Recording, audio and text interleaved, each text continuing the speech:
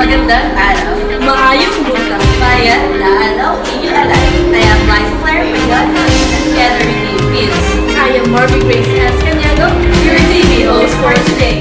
isang honest at emotional na moment. Sinabi ni Clarice na matagal na niya itong nararamdaman, pero ngayon lang siya nagkaroon ng lakas na loob para sabihin ito sa mamamayan. Para sabihin sa inyo lahat and to tell the world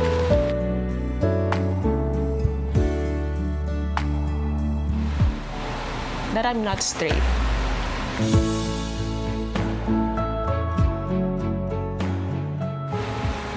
I am bi. Yung kinakwento ko sa inyo na may 4 years akong partner. Love you, Mom. Yes, I have a partner for 4 years.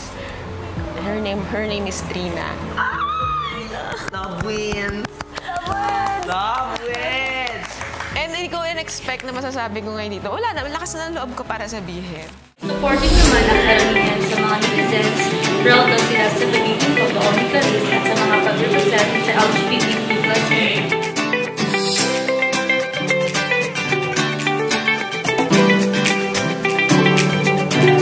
For me, I admire Clarice for being honest about who she really is.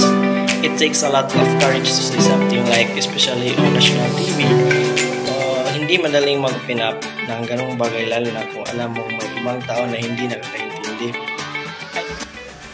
Lahat tayo ay may karapatan na pumili kung sino man yung ating iibigin, kung sino man yung tinitibok ng ating puso.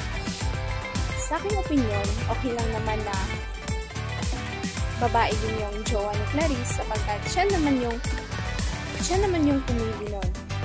May karapatan siya na pumili kung sino yung gugustuhin niya or kung sino yung magiging jowa niya. Ngunit hindi nakatakas sa publiko ang pagkabitula sa regulasyon na naganap sa loob ng bahay nito.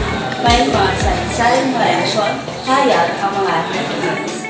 Hindi rin maitatanggi ang pagkadismaya ng iba dahil sa pagkakatotoo nito, lalo na sa mga taong hindi tanggap ang LGBTQ+.